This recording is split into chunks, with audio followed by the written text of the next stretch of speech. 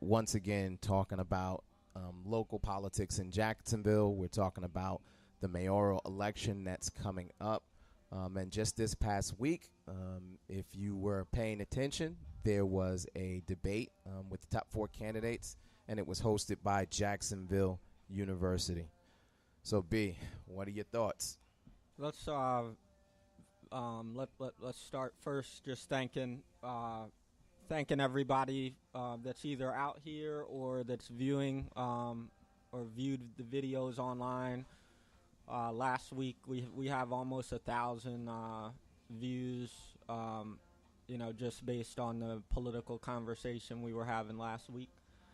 So thank you for that. What's most important and why we do it this way is because more people need to be engaged.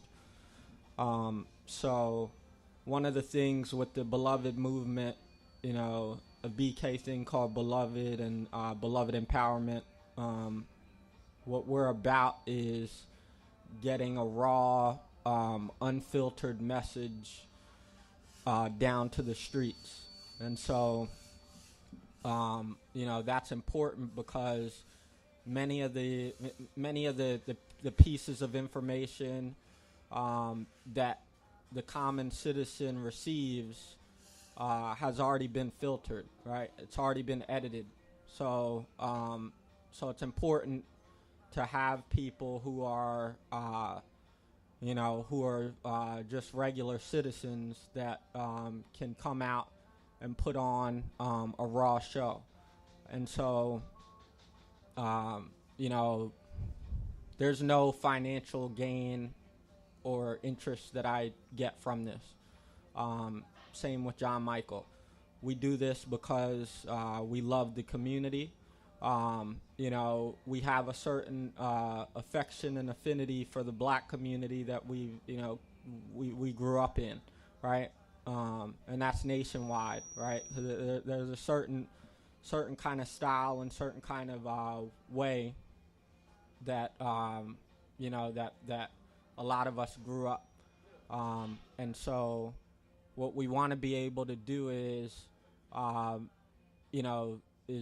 cut through the jargon and inform the people of all races what's going on, and that's why we do it in the way that we do it. So that's what we're here for. Just to keep it 100. I've never voted for a Republican, so let's set that straight, right? So I've voted, my whole life thus far, with my heart, right? I don't go with my wallet, and that's just personal because it's important for me to remember that, I came from a certain background and had certain stability that other people didn't have, right? And so I can't look at politics or anything else in the lens of just me and my own bubble of upbringing. I always take myself out of myself and put myself in the shoes of others. Remember some of the people that I came up with, remember my close friends, and that's how we ride. So anybody that knows me, that worked with me, whether it be in the banking career, finance, anybody that knows me from high school, whether it's basketball or freestyle battle rapping, I was always I've always been the same. So that's kind of how we're doing it this way. So no filter, no cap. Now, for myself, I can honestly say I have the same point of view in sense of, I guess as I got older, when I was younger, it was, straight Democratic Party vote.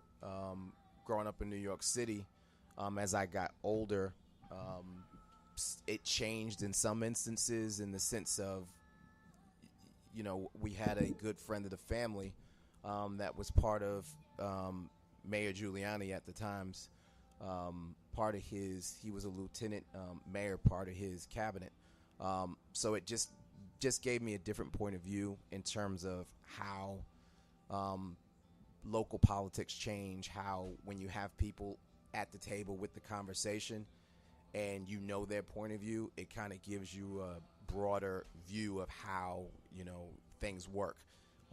Sometimes it's very as simple as that. You have to vote based on your conscience. Sometimes people vote on their wallet, but I think at the end of the day, people just need to be informed, and I think that's the key point. And and I think Beeman, it's the same way. It's coming from a point of view of being informed, and you decide, well, what's more important? What's going to do the most good? What's going to, if I can vote a certain way that may not necessarily, impact me as much in the wallet, but socially I can go to sleep at night and know, well, this vote is going to help this population that maybe didn't have the same advantages that I had. And I think not enough people do that. They just blindly just go, nope, that's what I'm going to vote for, and I don't even think about it. And what, our approach is, you got to give people the information. Make your decision, at the end of the day, when you're in that voting booth, it's very personal. You got to think of your community, what's going to impact your community, what's going to impact your children, what's going to impact your job. Because I live in one county and work in another. So I'm directly impacted by what goes on in St. Johns County, Florida, and what goes on in Duval County. It has a very specific impact to the money that flows through, my ability to get to work, my earning power, and then just in general interaction with law enforcement, with local businesses. This is where I come to work. This is where we go for entertainment. This is where we shop. So it's not I'm just outside of the situation and there's no impact. I fully understand, from top to the bottom, how every bit of local politics impacts you. And that's why, one of the things I noticed,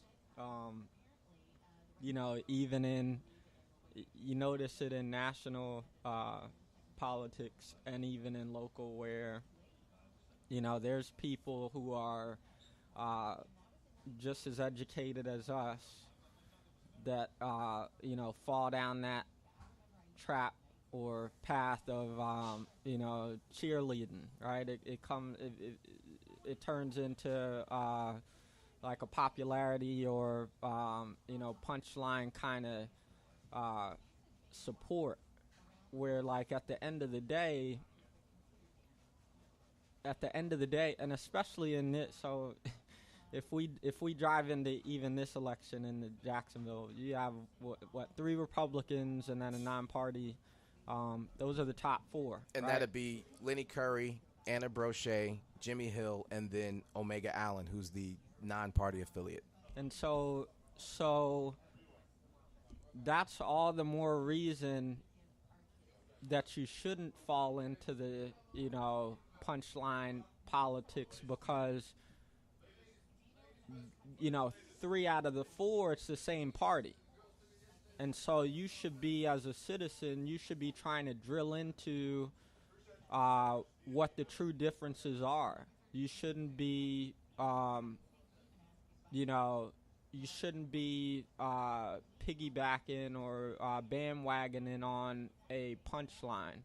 Because at the end of the day, if we're talking, and it was funny when you see the order of the topics in the debate, right? The first thing was crime, and then the last topic was education, and they tried to squeeze that in 6 minutes or whatever, right? And so, like, when you're looking at the candidates and what the positions are, it's important as a citizen to dive into the root, right? Not to just accept the surface level things that are given. So the things you'll hear are more police, and then on the other side you'll hear more education, more for the kids, right? But when you drill into what it is, right, and you say, when we talk about the kids, right, you gotta be relevant with the kids. Like, you can't, no matter what the dollar amount is, you can't put a budget towards something that you call the kids, and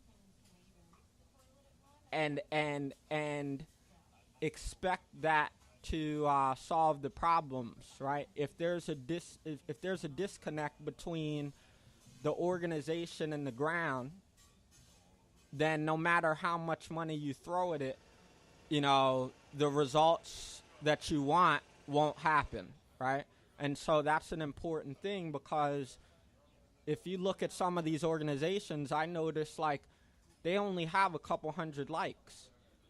And so when you're talking about a millennial and a generation after that, if you only have a few hundred likes on your organization, and you don't have an Instagram, and you're not on Snapchat, and you're not on YouTube, like, what the hell are you doing? Prime example of that is, let's just take a look at the last national election, even before the midterms. Like, you could like Trump or you can hate him. When it comes to social media, he literally just said, I'm going to put it out there to the people that want to hear it. Like, his use of Twitter, he was doing something that no one else was doing on a national level, and it resonated with people. People understood what it was. It was like, oh, there's no filter here. You could fault him for how he approaches things. You could fault him, for a lot of different things. But when it comes to manipulation of the media that he rails against, being relevant, yeah. He basically just said, I'm just going to skip that, and I'm going to tell you what I want you to know, right or wrong, whether it's truth or lies. And that's like what you're saying. It's like, if an organization is not prepared to communicate to people where they are, and it's a problem, we have in the modern church too, is you want to build a church for the future. It can't just be the elders. It can't be the old generation, because if you're not reaching children and actually speaking to them where they are, they don't want to hear it. My kids know YouTube. They know Instagram. Right.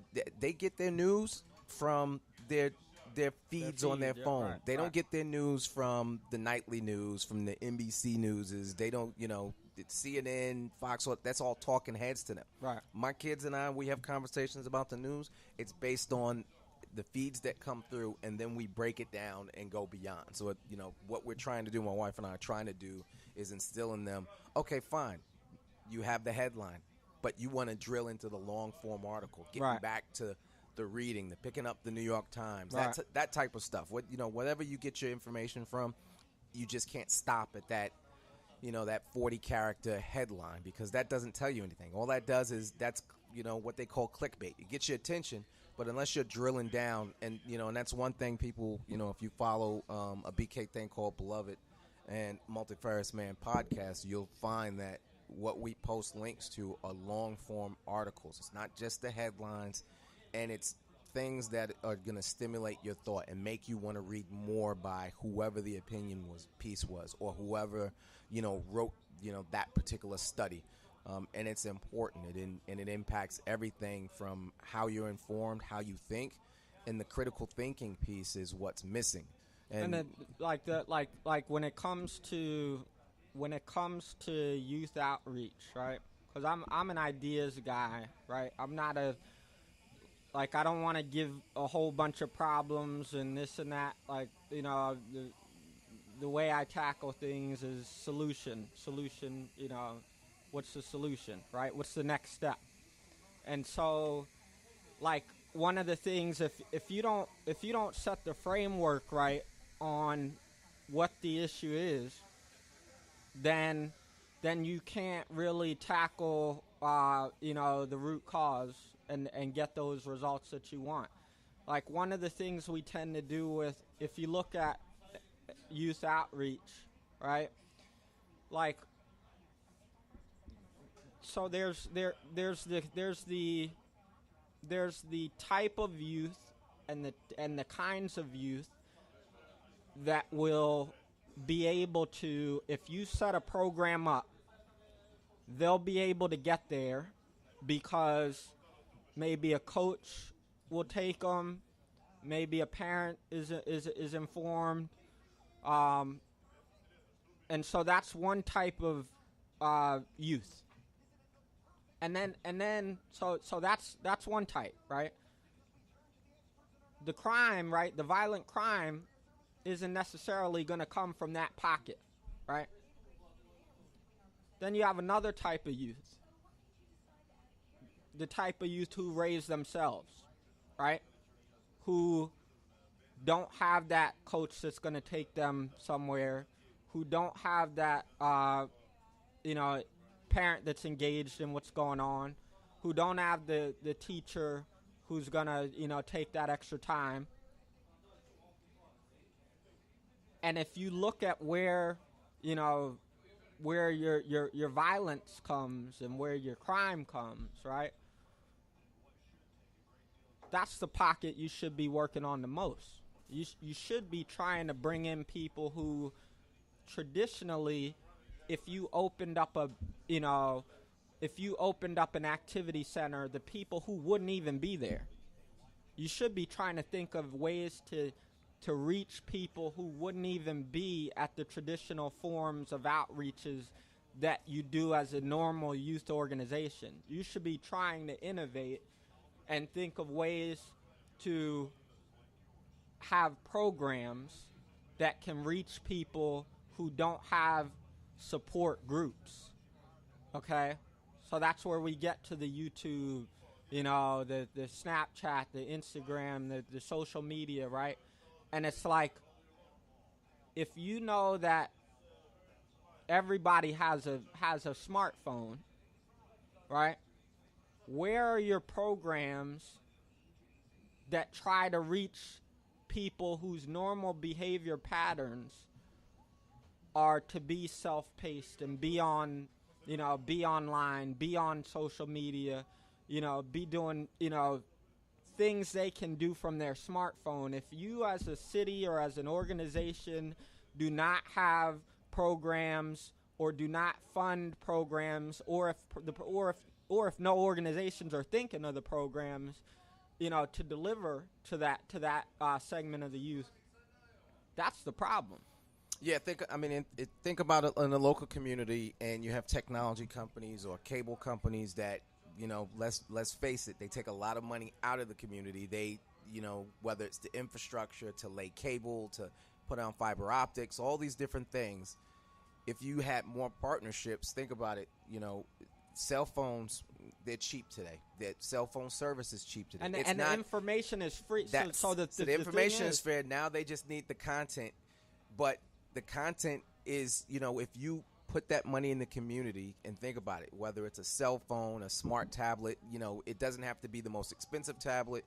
You can get tablets for nothing. Put those in the schools, because then what you're dealing with is you're already eliminating the cost of books. Because I don't want somebody I don't want it to get into that Obama phone and stuff. What I'm talking about is they already have the tablets. They already have the phones, okay? And so the key here is that there needs to be a software infrastructure, okay? A portal, okay, that is sponsored by the city, sponsored by some of these youth organizations that are trying to help the youth, right? There should be a portal where a student can go, read free articles, write thoughtful feedback on that, right? And then you take some of this other money that we're already spending on whatever, right? And then you incentivize that type of behavior. So that way somebody it can be a self-paced, empowering thing that the student is doing, right? You have to take behavior that's already happening and you have to channel it in a good way.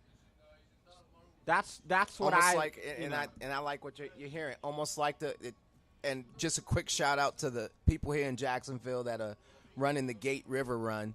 Also known as the 15K championship in the United States. So the top runners have just passed by of where we are at 233 East Bay Street in Jacksonville. So congratulations to everyone here in Jacksonville. or people that came from all over the world to participate. But back to what you're saying, I think it's key. It's almost like the modern version of that vocational training in a sense, where you use the technology that exists.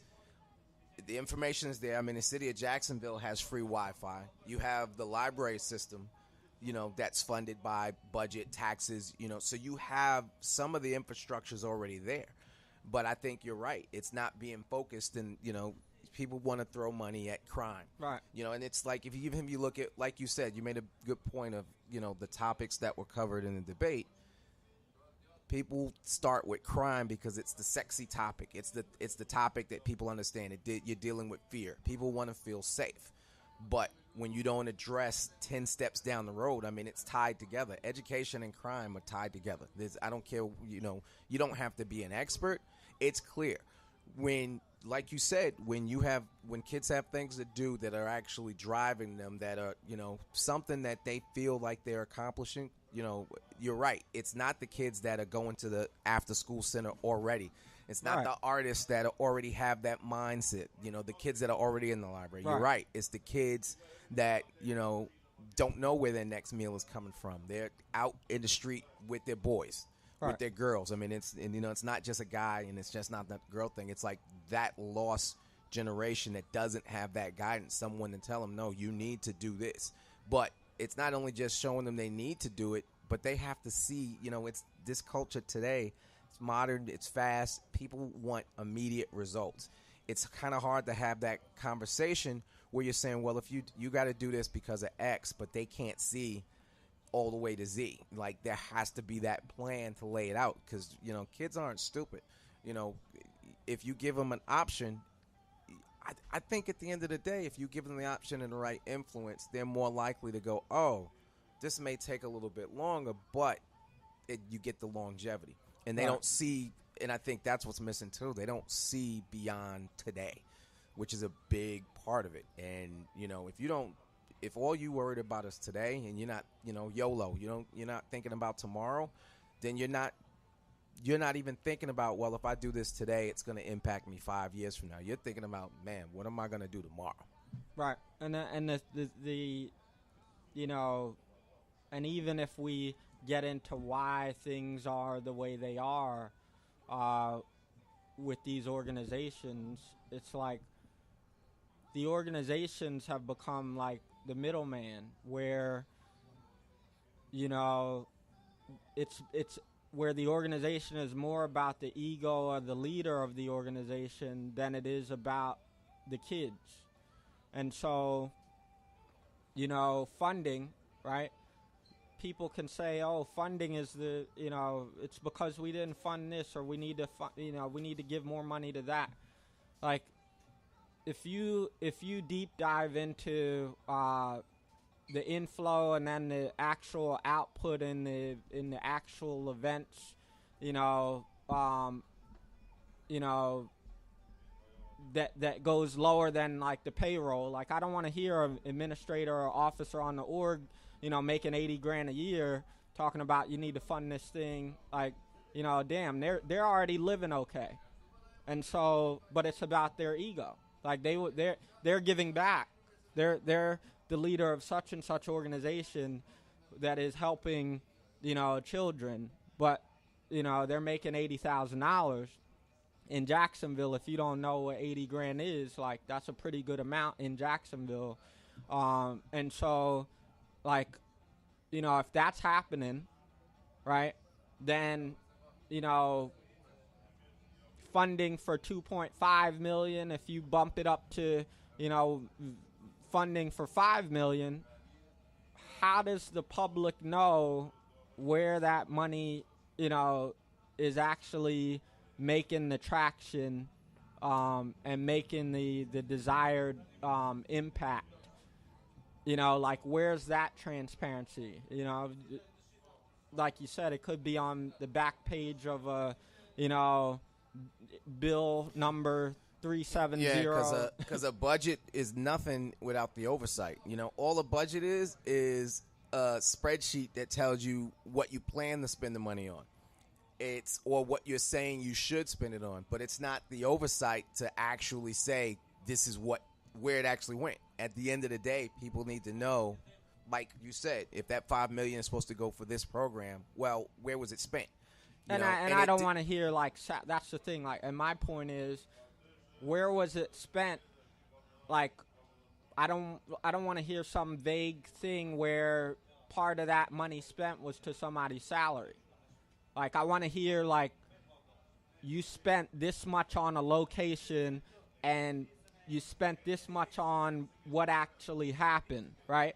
That's why it's important to be innovative, because you can do a lot with a little if you're innovative enough.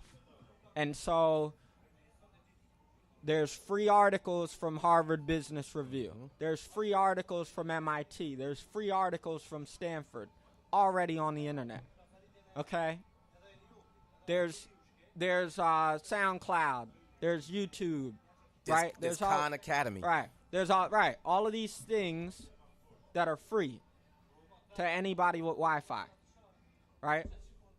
And so if you see kids are on the internet, on social media, if you see they care about, the nicest rap video right now, and I'm not even talking about formal rap video.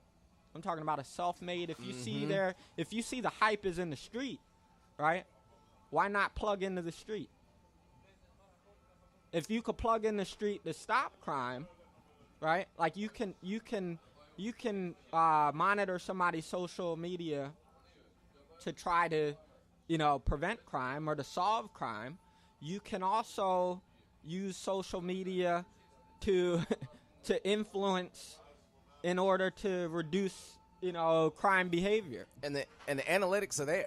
The information is available. Like you said, it's like the heat map of what are people following, what are they looking at. You can find that quickly. Right. And you're right. Use that as an opportunity to say, well, this is what they're interested in. We need to go in this direction. And it can't continue to be, 10 years after that trend is gone. You got to hit it, the way things move today. Right. It doesn't, and there's so many brilliant kids out there that have the ideas, and they need to be in, get them involved in coding, all these different things that really don't cost any money.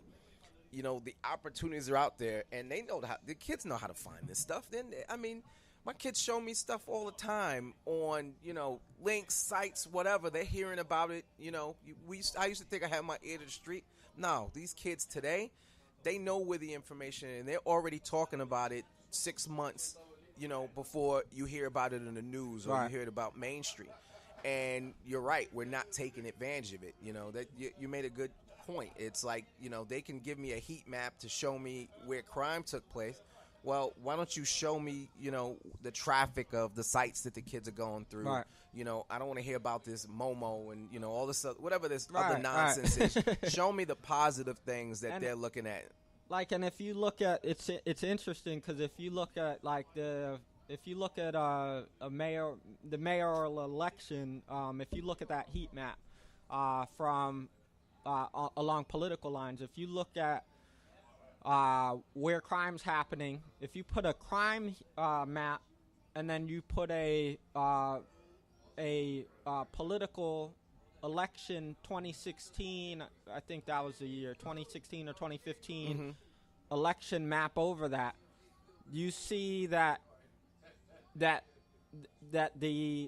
the people who are in the trenches on crime, who live there, who vote there, are voting for Democrat. So, voting education. They're voting for art. They're voting for positive, proactive impact. At a high level, that's what the vote is. If you vote for more education, better education, more funding in arts, more funding in community programs, you're making a conscious vote to increase positive influence.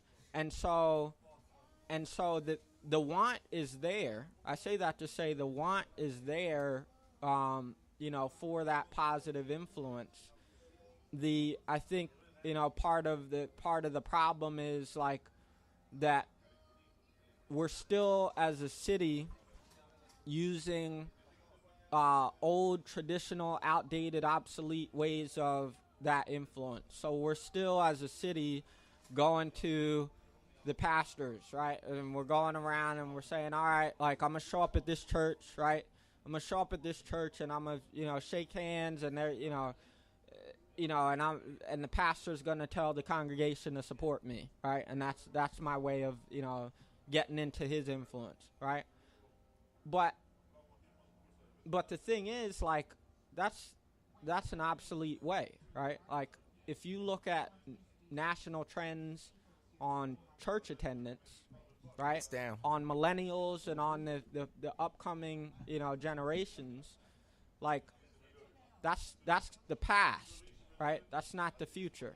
Even you see churches trying to rebrand themselves, and they're saying, okay, like, instead of the name being like, Jesus of our Lord, now the church's name is like, Upward, or Sky Church, right?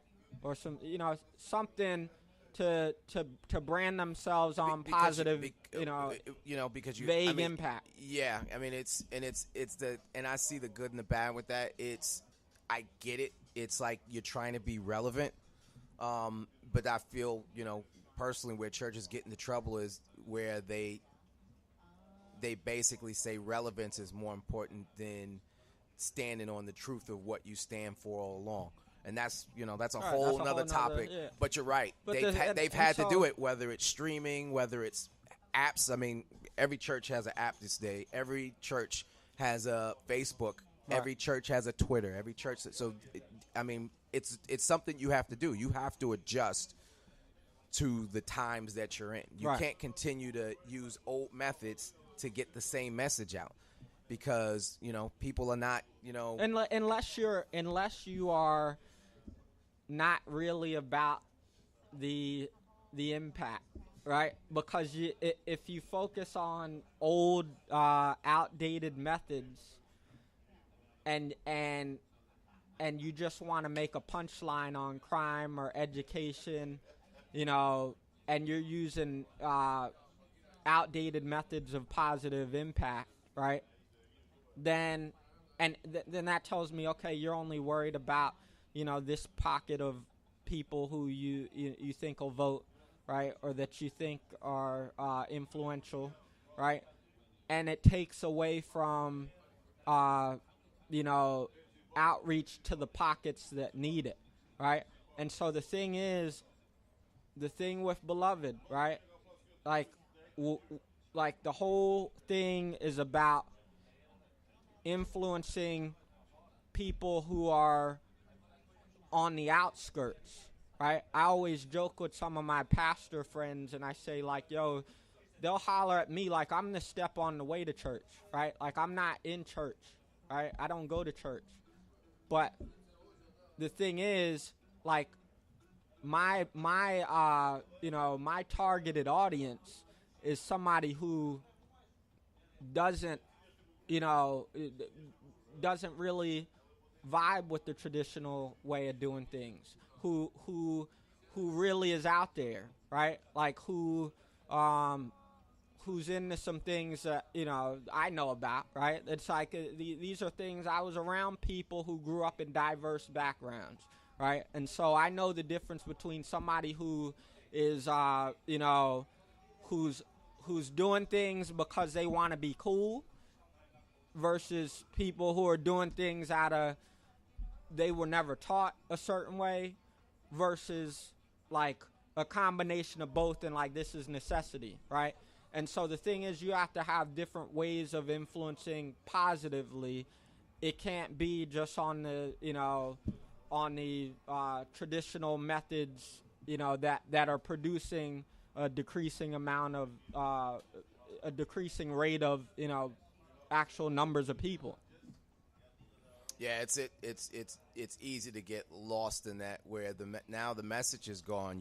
You're not getting the influence. People don't want to hear what you have to say, and then when you switch suddenly, now people don't see it as authentic, and it's like, kids aren't stupid. People aren't stupid. They know when someone's being authentic and when someone's, just kind of like going through the motions. Is like you said, it's like, I'm showing up because this is what the playbook says, that, weeks heading up to an election, I have to show up at the mall, I have to show up at the church, I have to show up at the local YMCA. I have to, it's that old checklist of, right.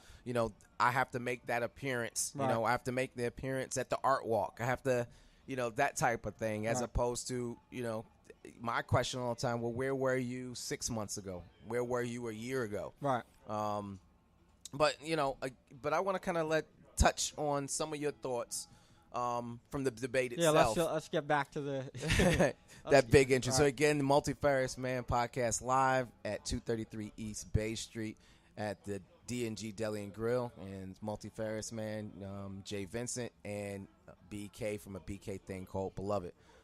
So again, just this past week, there was the mayoral debate that was held live at Jacksonville University.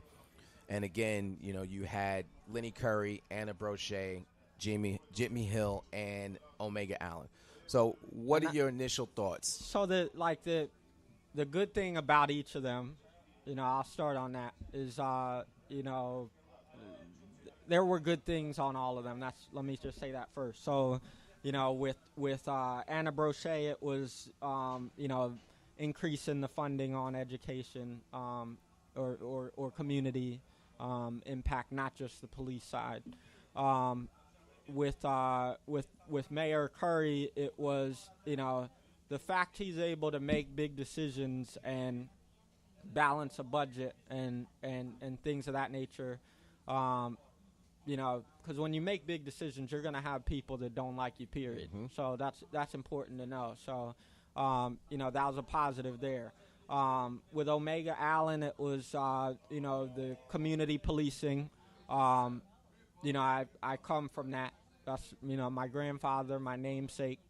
He was about that. So Beeman W. Kendall the first, was one of the first 6 black police officers here in the city. Under segregation, right? And so community policing was a big thing. And then with Jimmy Hill, one of the things he emphasized on was the government can't do it all, right? The community, community needs to, to basically be a driver in this, which is something that that I liked as well. So on all of them, just given the positives on each, that's how I saw it. No, I thought that was important. One of the things that stood out to me, for people that don't know much about how cities are run, and the point came up multiple times during the night where, the candidates would say, well, where's the money going? Well, you didn't spend the money like you said, or you didn't do this, you didn't do that. And a point that came up, and this was brought up by Mayor Curry, was, well, the budget has to be passed by the city council. And his point to, Anna Brochet was like, you're on the city council. If you didn't agree with the budget, why did we vote for it? So it's like that argument. It's like you have to have both sides of it. It's, in some scenarios people say, well, you didn't pass a budget. But then they go, well, we did pass a budget. You knew where the money was being spent. And then I think it should have been more of a challenge from her in terms of saying, okay, we gave you what you, and this is where she was trying to make her point. We gave you what you asked for. Where are the results? And that's that conversation that has to be had. And not only where are the results, but what would you do differently? That's what so my lens on this whole thing has always been getting into what you would do differently, because all I care about is the people.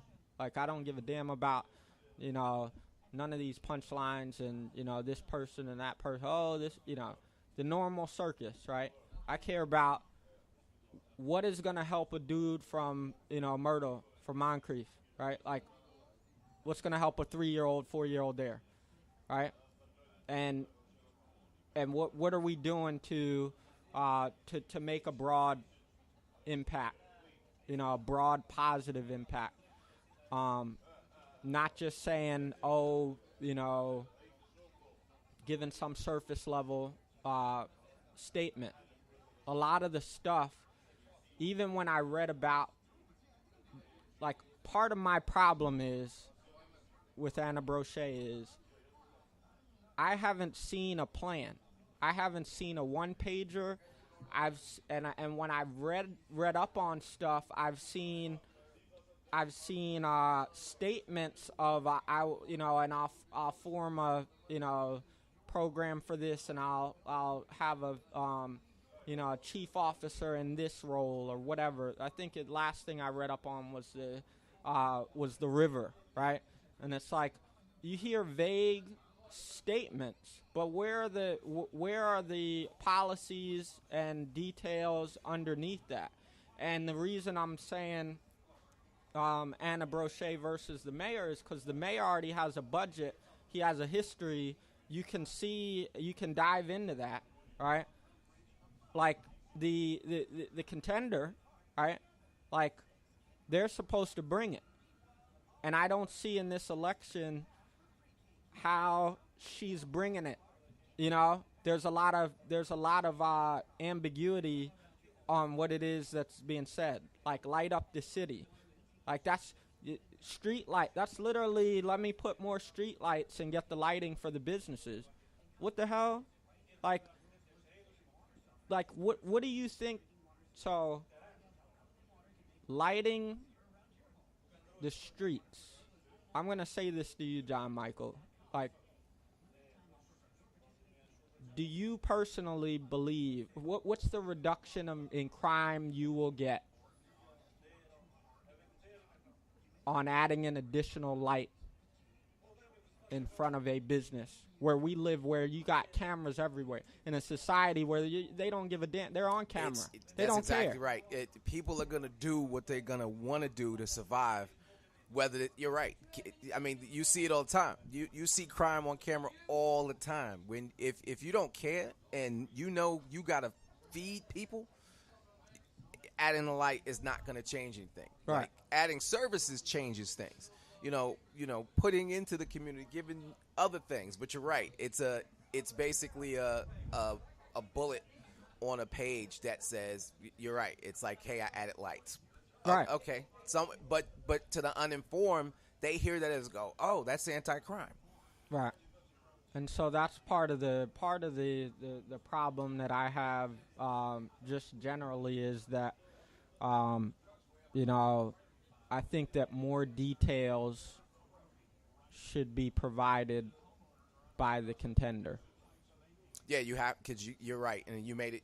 Think of it in boxing or sports. Well, specifically boxing. It's the contender is not going to win on a draw. They're not gonna go to the scorecard. You got to have the knockout. And how do you have a political knockout? You have to have a better plan. And you're right. People will read up on what you're saying, and they'll dig into the policies because it's our nature to rip things apart. Right. But if there's nothing to rip apart, it's a soundbite. It's like, oh well, crime has gone up. Mayor Curry has done nothing to, crime is worse than it ever was. You hear those type of things, right? And where's the actual meat that goes with it? Right. And that's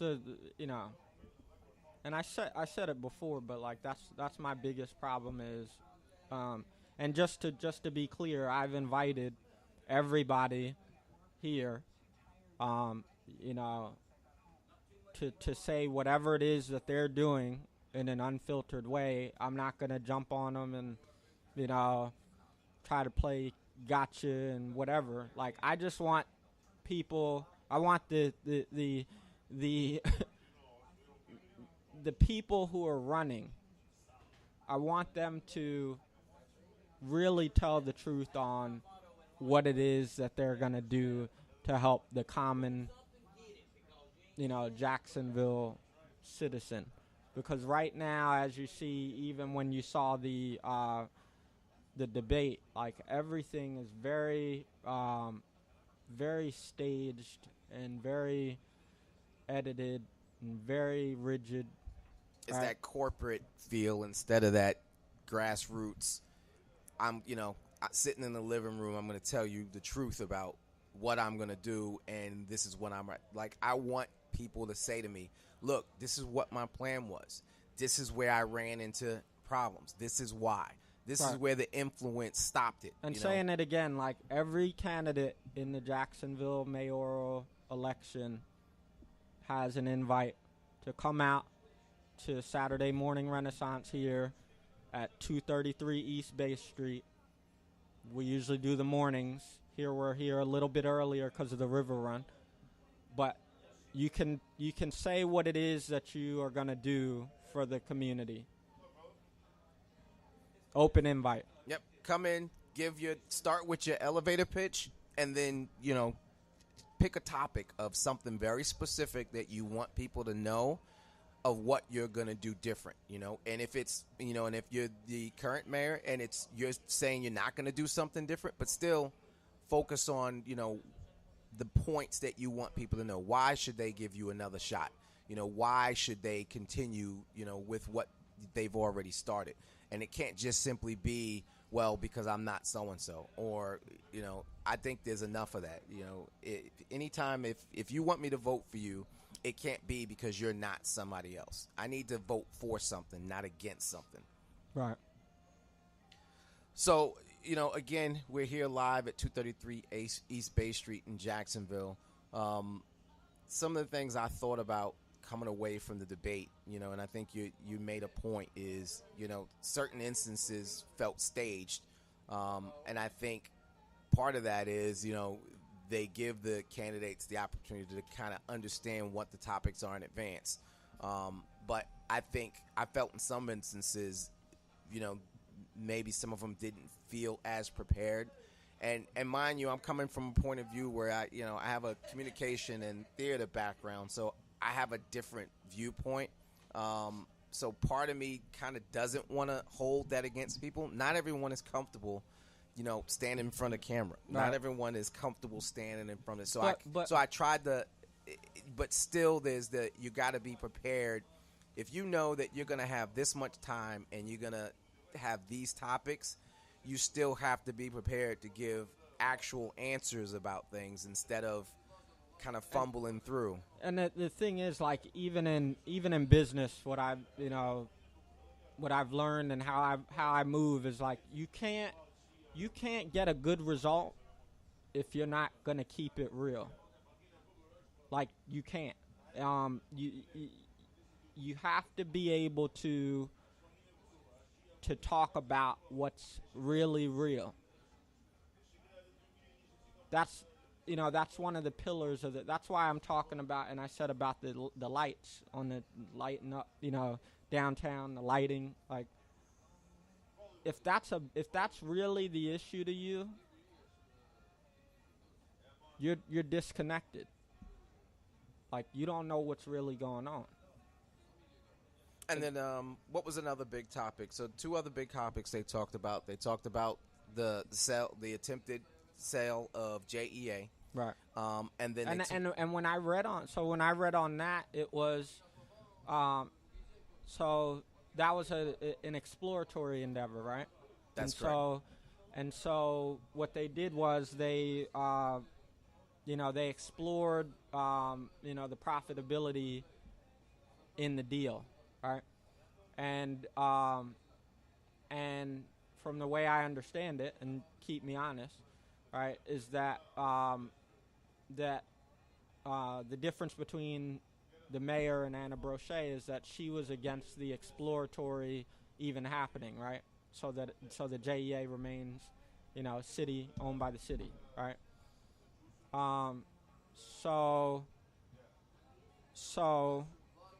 the difference there is, does it make long-term business sense for the city as a citizen for JEA to be, owned by the city or privately owned, like FPL, Florida Power and Light,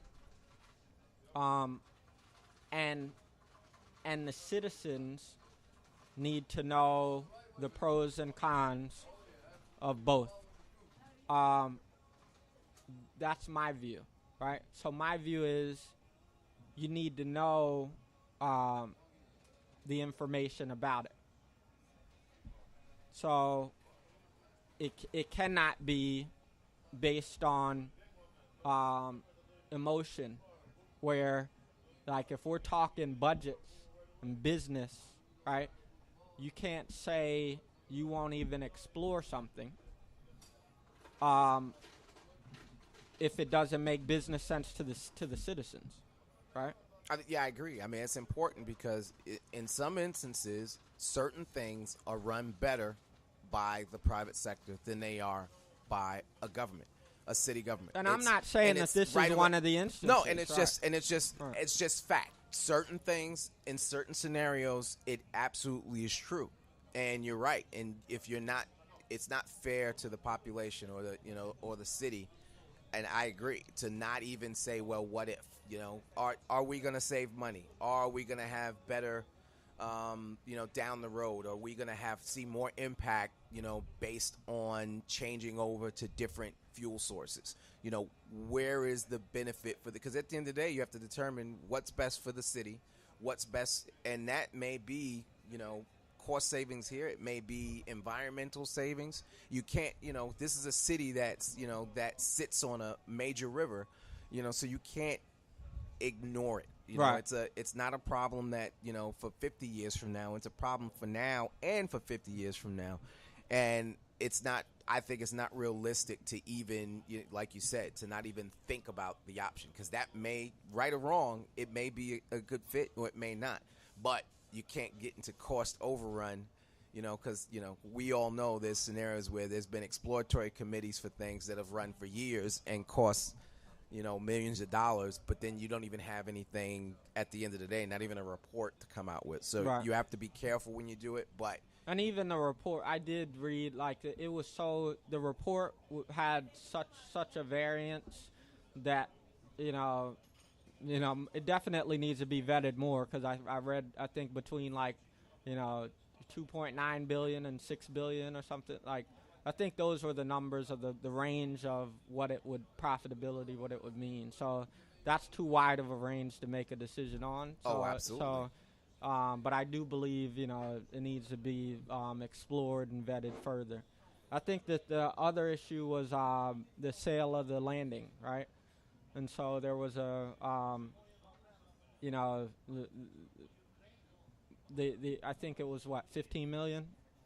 Yeah, I think it was 15. And the argument is that we overpaid.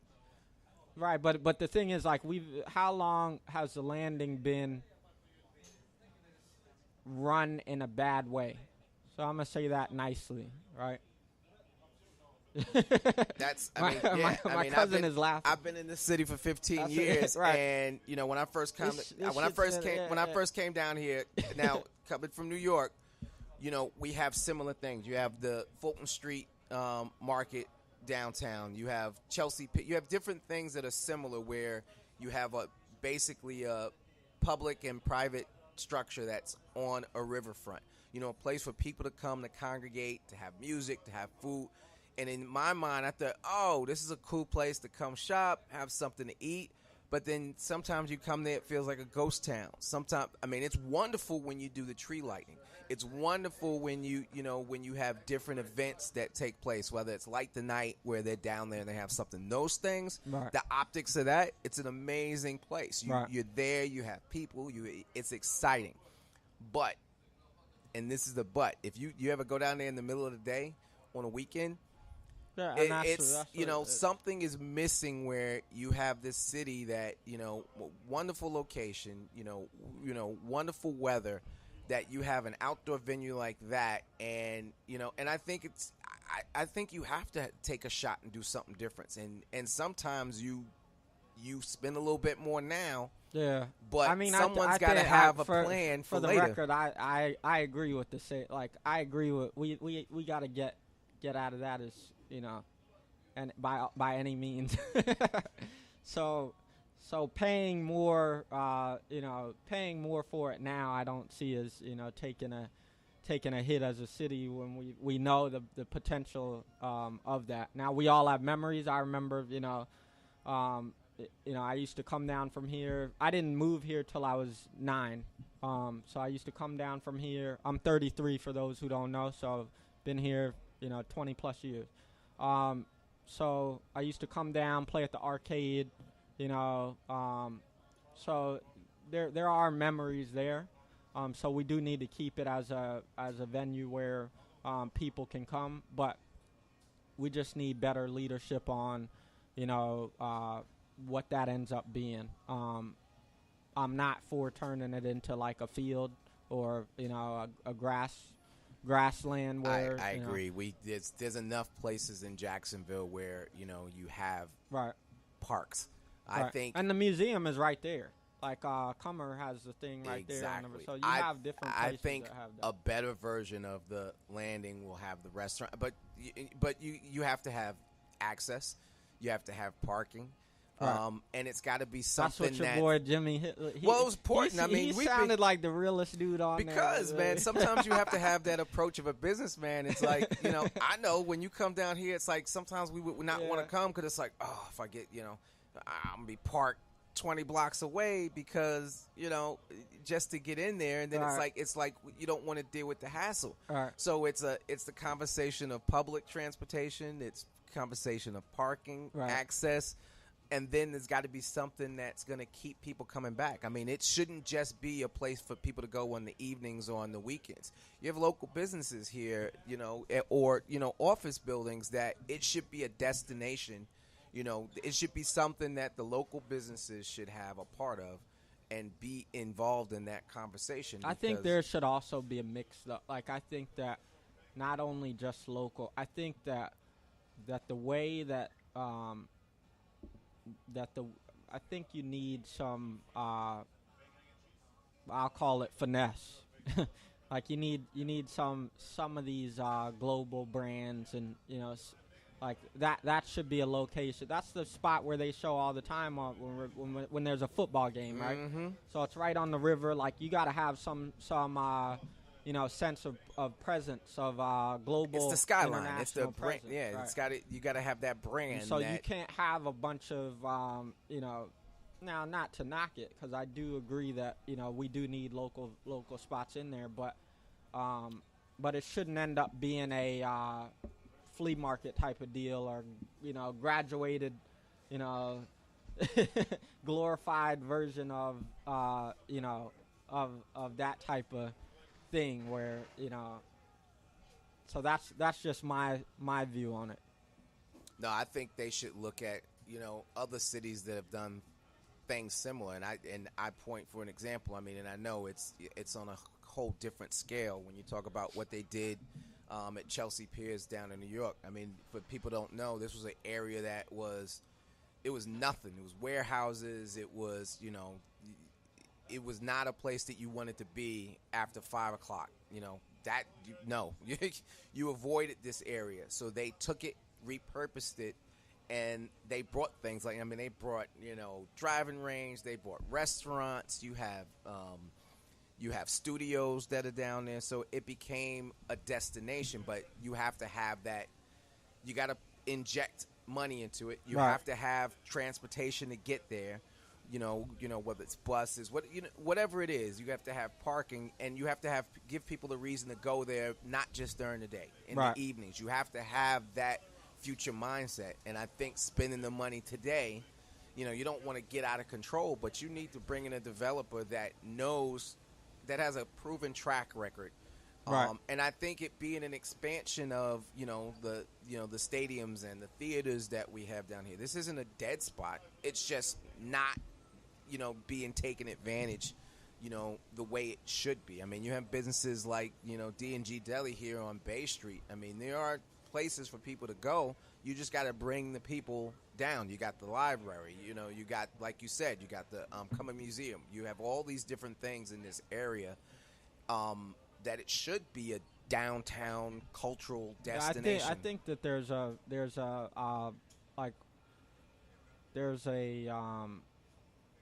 there's a void in like the spirit, what I'll call the spirit of the youth, right? Like a positive type of wave. Right now, if you look at the national, at the trends, right? There's escapism is a thing with young people. Where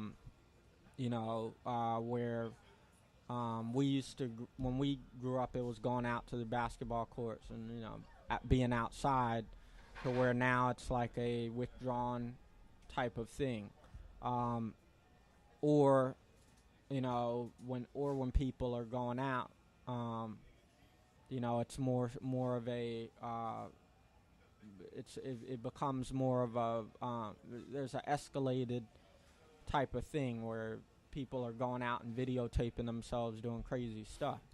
And so, like, the thing is, when you have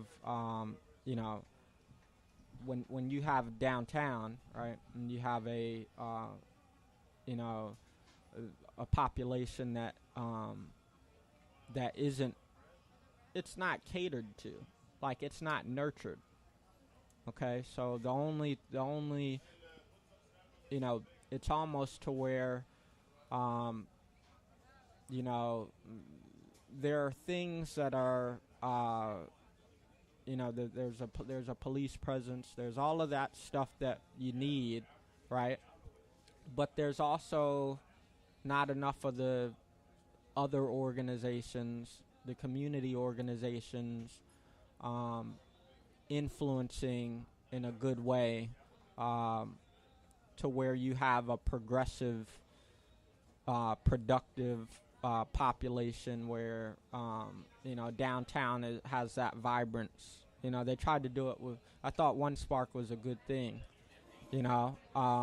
where, you had that art festival, you had that presence that is needed. We need more of that. Not to say we need it in a more formal, broad, expensive kind of way, but we need to find a way to bring the spirit back of the youth, so that these businesses down here can, that it's an attractive thing to be down here, right? And then the community itself, everybody comes down for football, right? So, let's find other ways to bring people down here, that are more than just football or concert.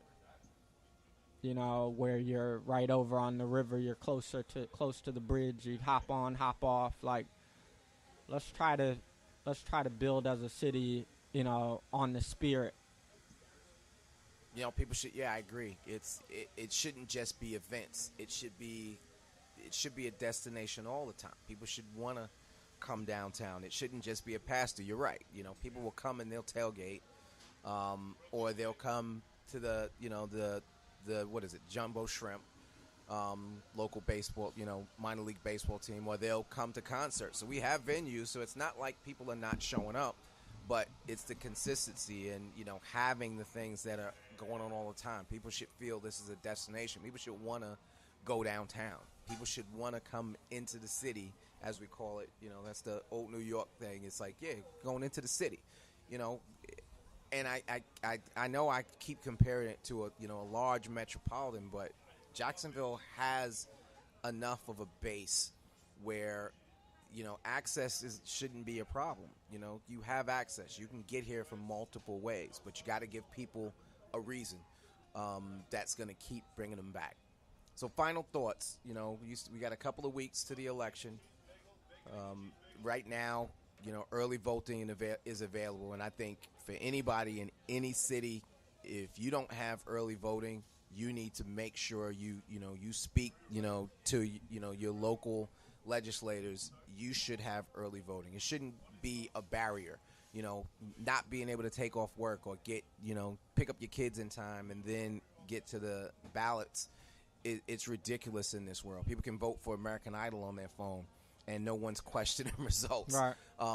There's got to be a better way, and Definitely. start with early voting. Give people the opportunity to vote at their leisure, or make it a national. Do whatever you need to do. You want to make it so that people have more access, and because people are apathetic as it is, and you don't want to then throw up another barrier that's preventing them to have a voice. Give them a voice, give them access, and don't make it so complicated. Right.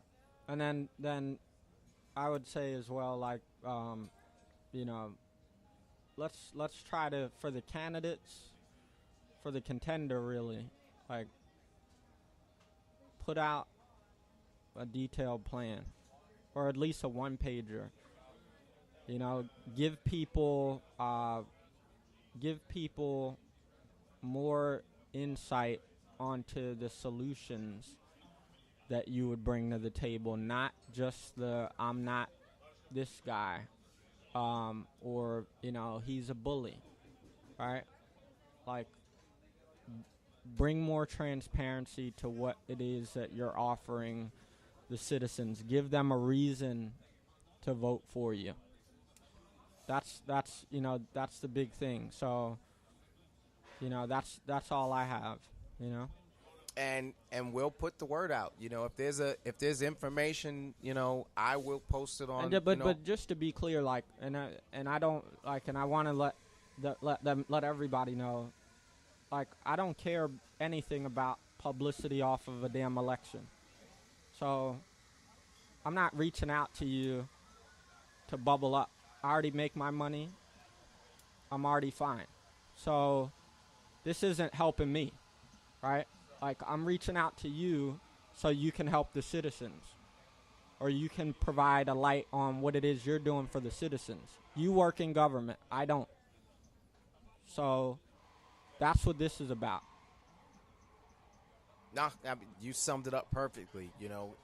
We're giving you an opportunity to speak to the community, but you got to actually have a message, not sound bites, not that quick hit. It's got to be, this is my plan for you. This is how I want to make things better. This is where I'm going to put the money. This is where I'm going to put the bodies. But it's up to you to make that case in plain, simple words. Talk to the community, give them the opportunity to understand what you're going to do to improve things for them. And again, it's important. If you don't reach out to your community, don't make it where you're just targeting specifics and, special interests. That's, in the long run, it's not sustainable. But again, this was the Multifarious Man podcast live at 233 East Bay Street in Jacksonville. And I think this was an important conversation that we had today. So definitely let us know what you think. You can, message us on a BK thing called Beloved, Multifarious Man Podcast, both on Facebook. And you can also send us notes directly, and we'll respond. We'll share what you have to say, ask questions, and that's what we're here for. Is to bring the information. It's an unbiased, unfiltered, but bringing our point of view. That's what's up. And that's it. Thanks again for those that came out, those that listen live. The stream will be available for replay. Again, this was the Multifarious Man podcast live, and thanks again for coming out. Thanks again, BK. I appreciate it.